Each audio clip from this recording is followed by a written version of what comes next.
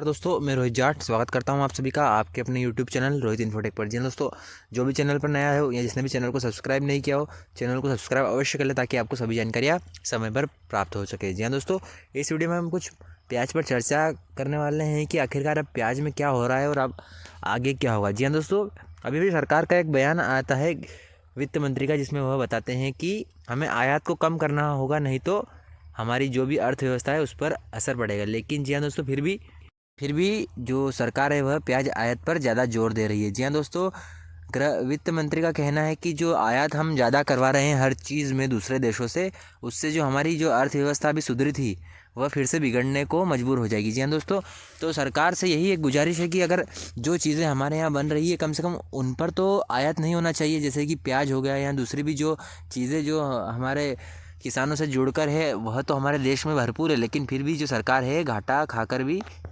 प्याज आयात कर रही है, जो कि ना ना ही उनके लिए सही है और ना ही किसानों के लिए। जी हाँ दोस्तों, नुकसान दोनों का हो रहा है, क्योंकि जो आयात हो रहा है वह एक अर्थव्यवस्था पे गलत प्रभाव डालता है और इससे जो हमारे देश की अर्थव्यवस्था है वह भी ख़राब होती है और एक जो देश की छवि होती है वह भी थोड़ी नीची होती है। लेकिन फिर भी जो सरकार है वह किसानों के हित में ना जाकर आयात डेली कर रही है। जी हाँ दोस्तों, और जो दूसरी बात सामने आ रही है वो ये नए प्याज को लेकर। जी हाँ दोस्तों, जैसे जैसे नई चीज़ें आ रही है, जो भी प्याज खाने वाले होते हैं उनका ध्यान उसी पर होता है। जी हाँ दोस्तों, क्योंकि कोई भी चीज़ जो अगर मार्केट में नहीं मिल रही हो तो हम उससे पुराने को कम महत्व देते हैं, वही हो रहा है प्याज के साथ। जी हाँ दोस्तों, सभी का यही है कि हम नए प्याज खाएं, तो इसीलिए जो पुराने प्याज की डिमांड है वह कमज़ोर हो चुकी है। लेकिन दोस्तों, आने वाला समय बताएगा कि नया प्याज कितना है, क्या होगा, क्योंकि हम अभी से आकलन नहीं कर सकते कि नए प्याज में कितना दम है या क्या ये आपूर्ति कर पाएगा या फिर प्याज भाव बढ़ेंगे, यह तो भविष्य बताएगा। लेकिन जो एक कारण आ रहा है मद्दी का, वह यह भी है कि पुराने को कम पसंद किया जा रहा है